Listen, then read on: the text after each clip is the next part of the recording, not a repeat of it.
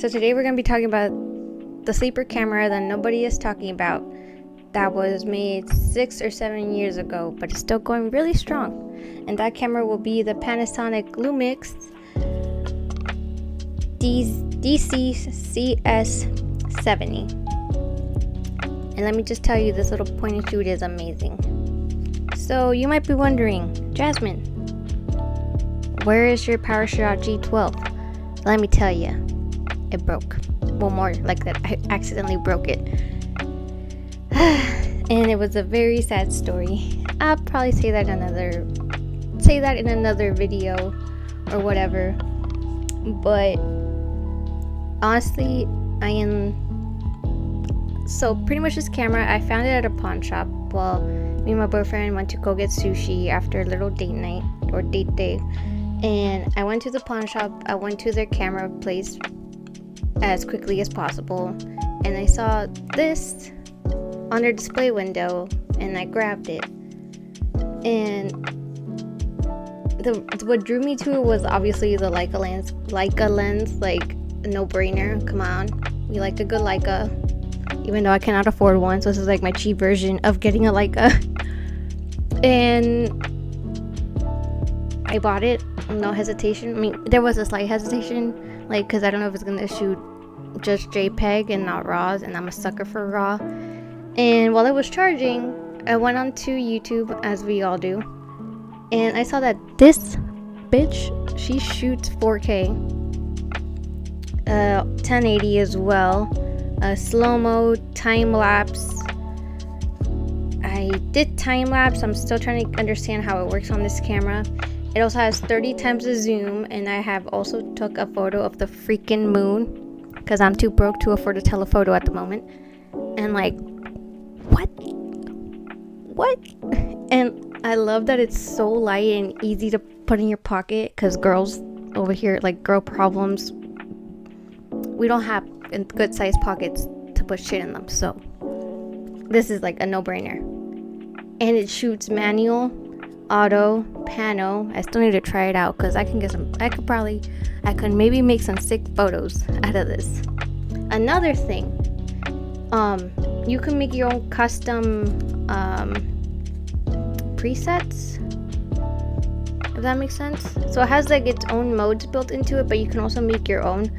I haven't tampered with that yet, because I am not good, and I would like to make my own like portrait in this if I can, but there's no recipes for this, because this is again a sleeper camera from 7 years ago. Like, what? The features that this thing has, you can transfer images from your camera to your phone and upload them. So that's cool. You just have to download an app for to do it. I'll show you in a pop-up screen how I do it. Another thing, it shows you a calendar view of how many photos you taken within that month, which is really nice for me, because I like to keep track of the days I took photos, almost like miniature goals, if that makes sense. Another thing you can do, obviously it has HDMI, that's cool.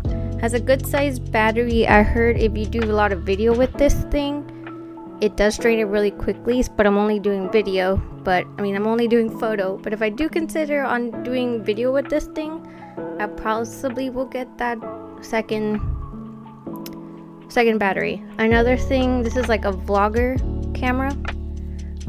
I'm also thinking this might be the one like to go hand in hand with like the Fuji lineup, because it's a very pocketable concert camera is what I saw on TikTok. I put some of those right here if I could screen record them, and they're going like crazy for this, and I see why, because you can get a lot of nice resolution out of it. It's a 24 or 20 megapixel camera. I forgot the size of the sensor. Once I remember, I'll pop it up there as well. I'm sorry for being a little lazy. I'm on a time crunch. What else can I tell you? It has a little flippy screen. I'll show you that on B-roll. But that's about it. Like, the telephoto on this thing is crazy.